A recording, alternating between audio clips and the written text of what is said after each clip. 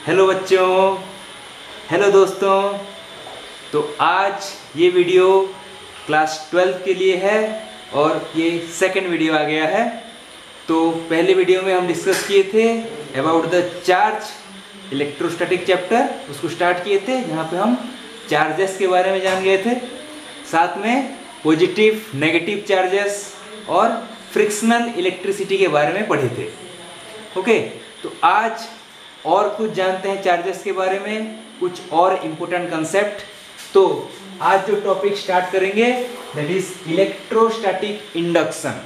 Okay, तो ये भी किसी भी ऑब्जेक्ट को चार्ज करने के लिए एक वे है। जैसे पिछले लेक्चर में हम देखे थे फ्रिक्शन और रबिंग एक वे था किसी भी ऑब्जेक्ट को चार्ज करने के लिए, इसके थ्रू भी हम चार्ज कर सकते हैं।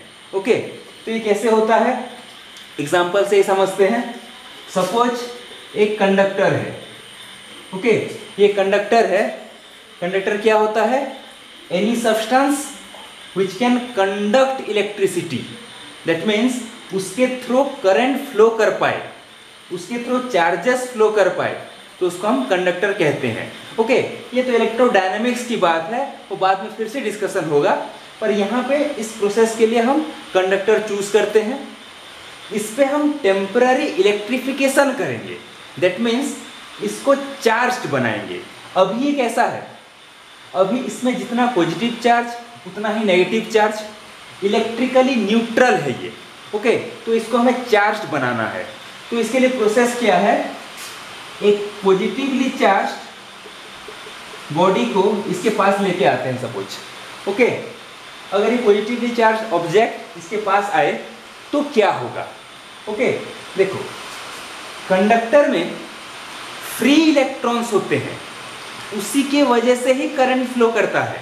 ठीक है, free electrons that means atoms के आउटर मोस्ट सेल से ये इलेक्ट्रॉन फ्रीली निकल के आते हैं और फ्लो होते हैं। ठीक है, तो फ्री इलेक्ट्रॉन वो नेगेटिव चार्जेस हैं, तो अगर इसको इसके पास लाएंगे तो वो सब नेगेटिव चार्जेस इस एंड में आके जमा होंगे। तो इस एंड में नेगेटिव चार्जेस आ गए। अब जहां से आए हैं इंडिविजुअल एटम से वो सब बनेंगे पॉजिटिव चार्ज, तो उतने ही अमाउंट का पॉजिटिव चार्ज यहाँ पे होगा। ठीक है, इस एंड पे नेगेटिव चार्ज, क्यों? क्योंकि ये पॉजिटिवली चार्ज ऑब्जेक्ट है, तो ये नेगेटिव को ही अट्रैक्ट करेगा। ठीक है, तो यहाँ पे नेगेटिव चार्ज, यहाँ पे पॉजिटिव चार्ज हो गया। ये इंडक्शन है। ओके, पर अभी भी देखो कि पूरा कंडक्टर एज ए होल किसी एक टाइप का चार्ज नहीं है। नेगेटिवली चार्ज्ड और पॉजिटिवली चार्ज्ड ऐसा नहीं कह सकते, क्योंकि एज ए होल कंडक्टर का टोटल चार्ज क्या है? अभी भी जीरो ही है। ठीक है, जितना नेगेटिव उतना पॉजिटिव। तो किसी भी कंडक्टर या मेटालिक बॉडी को आइदर पॉजिटिवली और नेगेटिवली चार्ज कैसे किया जाए वो भी हमें यहाँ पे जानना है। सपोज एक स्फेरिकल मेटल है। ठीक है, इसको हम एक इंसुलेटिंग स्टैंड में रखते हैं। ठीक है, ये न्यूट्रल है। पहले हमें क्या करना है यहाँ पे? Suppose our M is to charge this first positively then negatively. Positively charge बनाना है, देन फिर इसको नेगेटिवली चार्ज बनाएंगे किसी मेटालिक कंडक्टर को। अच्छा, तो क्या करेंगे? अगर इसको पॉजिटिवली चार्ज बनाना है तो इसके पास एक नेगेटिवली चार्ज ऑब्जेक्ट लेके आओ। ये प्रोसेस है। ऐसा ही इसमें होगा। इस पे जितना पॉजिटिव चार्जेस होगा वो यहाँ पे जमा होगा। ऐसा क्यों? क्योंकि ये नेगेटिवली चार्ज है, ये पॉजिटिव चार्ज को अट्रैक्ट करेगा। तो इस एंड पे पॉजिटिव चार्ज उतने ही अमाउंट में इस एंड पे नेगेटिव चार्ज डेवलप होगा। ठीक है, इस प्रोसेस के हिसाब से अब क्या करना है नेक्स्ट स्टेप में? इस एंड को अर्थिंग कर देते हैं। ये सिंबल देख रहे हो, दिस इज अर्थिंग, अर्थ के साथ कनेक्ट करना। ठीक है, ऐसा करने से क्या होता है? यहाँ पे जो नेगेटिव चार्जेस हैं वो अर्थ में फ्लो कर जाएंगे। Okay, the negative charges will flow to the earth so that only positive charges remain. यहाँ पे सिर्फ पॉजिटिव चार्ज ही रहेंगे। अब इसको हम बोल सकते हैं पॉजिटिवली चार्ज्ड। ठीक है, अब अगर इसको हमें नेगेटिवली चार्ज करना है वही सेम है, पहले मेटालिक कंडक्टर है, न्यूट्रल स्टैंड इसका हो गया, इंसुलेटिंग स्टैंड। अब इसको अगर नेगेटिवली चार्ज करना है तो एक पॉजिटिवली चार्ज ऑब्जेक्ट को इसके पास लेके आएंगे, ये वाला प्रोसेस होगा। यहाँ पे नेगेटिव चार्ज डेवलप होगा, सेम अमाउंट में यहाँ पे पॉजिटिव चार्ज डेवलप होगा। वही प्रोसेस, इस एंड को अर्थिंग कर देते हैं। अर्थिंग करने से अब क्या होगा, ये पॉजिटिव चार्जेस अब अर्थ में फ्लो कर जाएंगे, the positive charges will flow to the earth. अब ये क्या बन गया, अब ये बन गया नेगेटिवली चार्ज। ठीक है, तो ये है induction process, electrostatic induction. Without friction we can electrify a conductor by means of this process, electrostatic induction.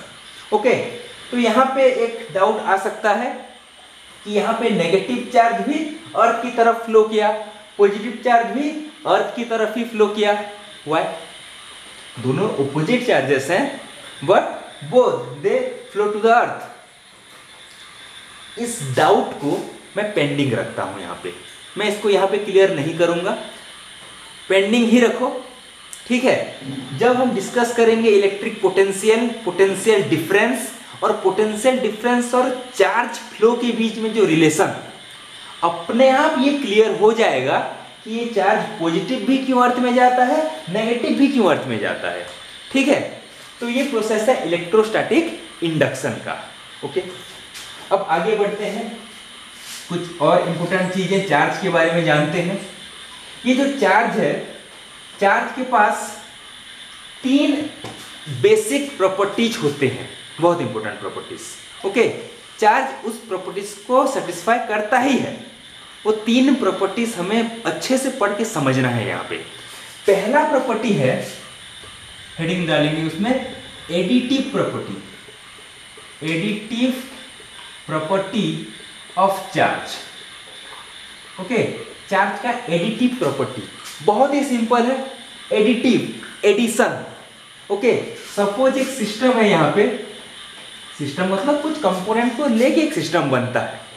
यहाँ पे जो है इसके अंदर कुछ चार्जेस हैं, सपोज कुछ चार्जेस हैं Q1, Q2, Q3, suppose 3 charges हैं।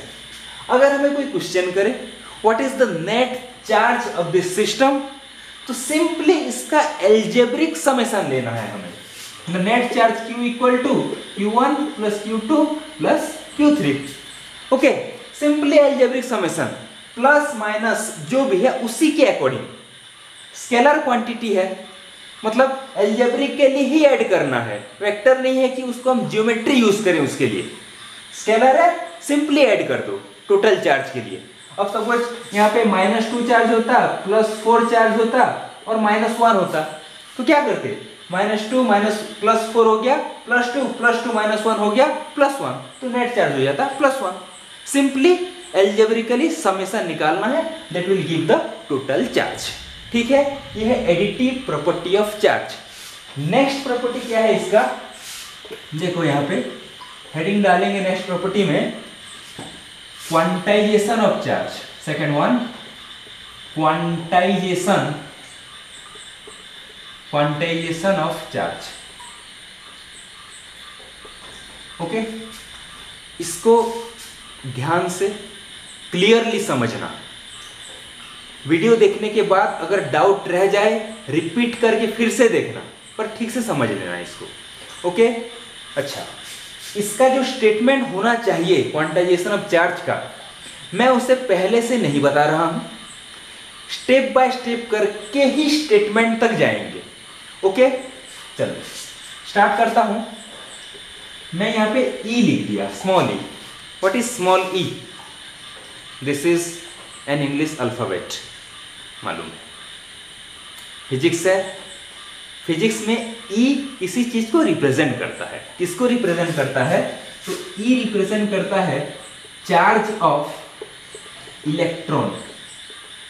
एक इलेक्ट्रॉन के चार्ज को ये रिप्रेजेंट करता है, ठीक है, उसके मैग्नीट्यूड को, और वो वैल्यू हमें याद रखना है। इसको याद रखना, it is 1.6 into 10 to the power -19 coulomb. This is the charge of electron. क्योंकि इलेक्ट्रॉन नेगेटिवली चार्ज्ड है, इसलिए ये होगा माइनस 1.6 इंटू 10⁻⁻19 कूलम। ये स्मॉल ई होता है चार्ज ऑफ इलेक्ट्रॉन का मैग्नीट्यूड।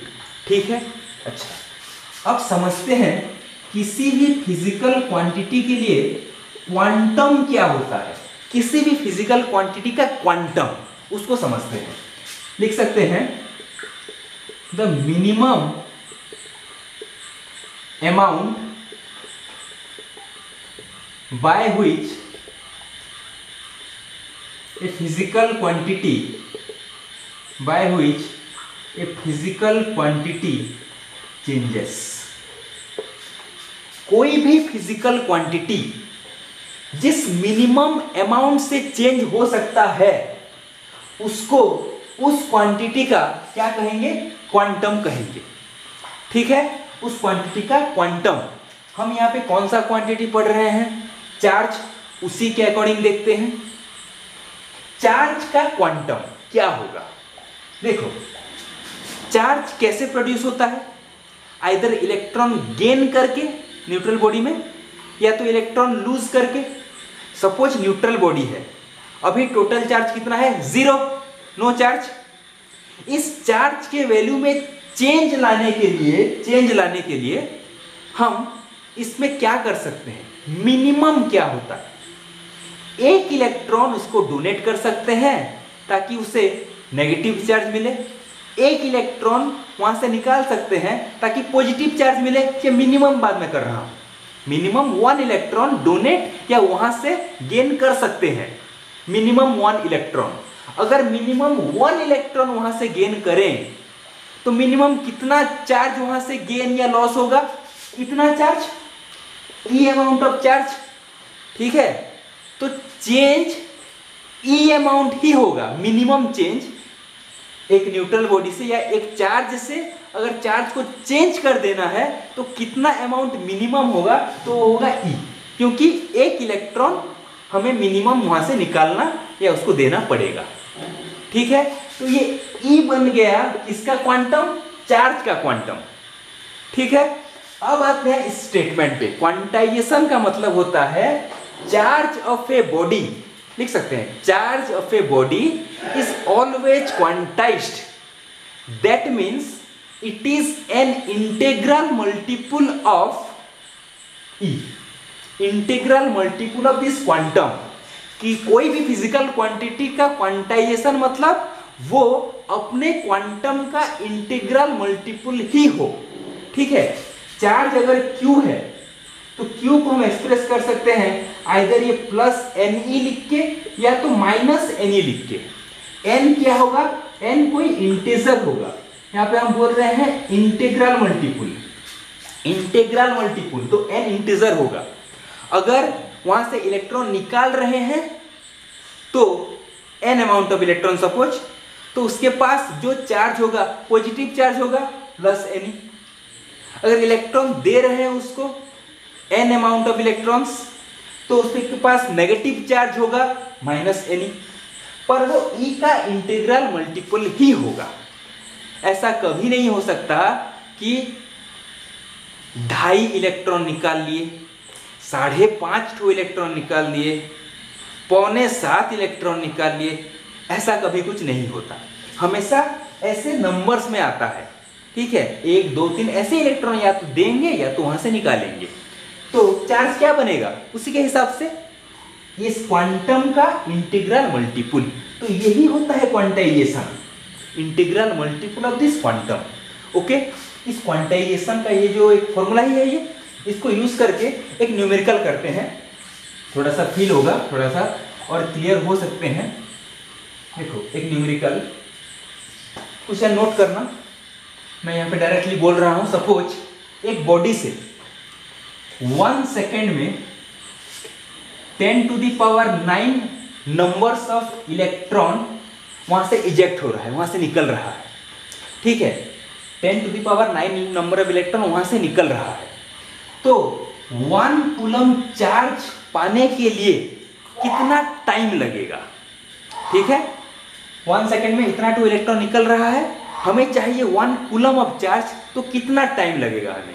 ठीक है, पॉज करके समझ गए तो इसको सॉल्व कर सकते हैं, मैं यहाँ पे कर रहा हूँ। अब देखो यहाँ पे 10⁹ नंबर ऑफ इलेक्ट्रॉन के लिए 1 सेकेंड लगता है, ठीक है। मतलब कितना चार्ज मिल रहा है 1 सेकेंड में, एक इलेक्ट्रॉन का हो गया 1.6 इंटू 10⁻⁻19 कूलम इंटू 10⁹ इतना कूलम चार्ज हमें मिल रहा है 1 सेकेंड में, ठीक है। हमें चाहिए 1 कूलम, तो कितना टाइम लगेगा, डिवाइड कर दें, 1/1.6 इंटू 10⁻⁻10 हो गया, ये कितना सेकेंड होगा, ओके। ये आएगा नियर अबाउट 625 इंटू 10⁻6 सेकेंड, ऐसा कुछ आएगा। करेक्शन देख लेना थोड़ा, ठीक है। तो ऐसे हम न्यूमेरिकल सॉल्व कर सकते हैं related to quantization of charge. ये दूसरा प्रॉपर्टी है, बहुत इंपॉर्टेंट। अगर कुछ डाउट है तो रिपीटेडली वीडियो को देखो, क्लियर होने के लिए ट्राई करो, और ऐसे टाइप के न्यूमेरिकल बुक्स में होंगे, उसको भी सॉल्व करना, प्रैक्टिस बढ़ेगा, ठीक है। अब तीसरे प्रॉपर्टी में आते हैं, थर्ड वन, वो है conservation of charge. Conservation of charge ये क्या होता है, एनर्जी का कंजर्वेशन पढ़े हो क्लास 9th में। Energy can not be created nor be destroyed, only it can be transformed from one form to another, ठीक है। वैसा ही स्टेटमेंट इसके लिए भी बोल सकते हैं, हम नोट कर सकते हैं।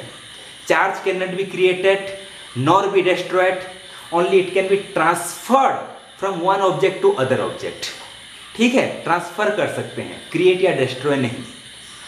और एक डेफिनेशन और एक स्टेटमेंट इसके लिए बोलते हैं, अगर एक आइसोलेटेड सिस्टम है, आइसोलेटेड सिस्टम मतलब सराउंडिंग से, आउटर पार्ट से कोई इफेक्ट नहीं होगा उसके ऊपर, कोई मटेरियल ट्रांसफर नहीं हो रहा होगा, आइसोलेटेड, तो उस आइसोलेटेड सिस्टम के लिए उसके अंदर जो टोटल चार्ज होगा, टोटल चार्ज वो हमेशा कांस्टेंट होगा। Total charge of an isolated system always constant, ये होगा इसका स्टेटमेंट, ठीक है। एग्जांपल से समझ सकते हैं। देखो सपोज एक बॉडी है न्यूट्रल और एक बॉडी है न्यूट्रल, अभी टोटल चार्ज कितना है पूरे सिस्टम का, 0। अब इसमें रबिंग किए, सपोज ये पॉजिटिव बना, ये उतने ही अमाउंट का नेगेटिव बनेगा। अब टोटल चार्ज कितना है, plus minus same amount, 0। Total charge 0 conserve रहा, ठीक है। और एग्जांपल ले सकते हैं, केमिस्ट्री में ऐसा कुछ इक्वेशन देखे हो, NaCl सोडियम क्लोराइड डिसोसिएट हो जाता है तो Na+ और Cl- बनाता है, ions, positive ion negative ion, ठीक है। यहाँ पे चार्ज कितना था, 0 था, न्यूट्रल है।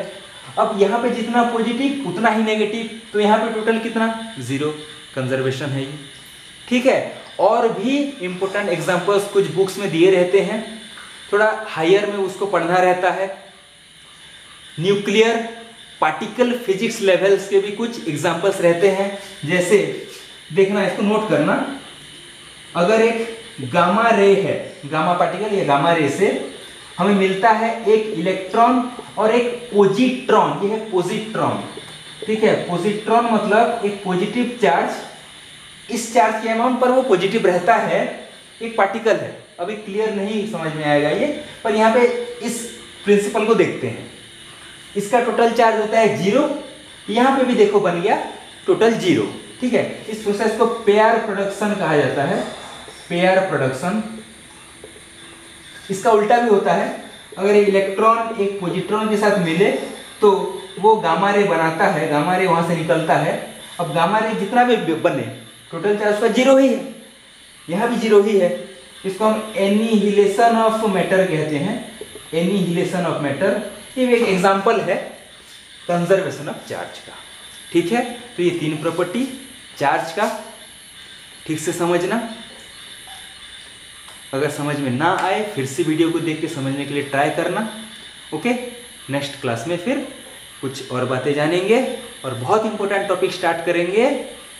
द फेमस साइंटिस्ट कूलम को लेके आएंगे, उनका जो लॉ है इलेक्ट्रोस्टैटिक में उसको मेनली डिस्कस करना है, ओके। Good luck.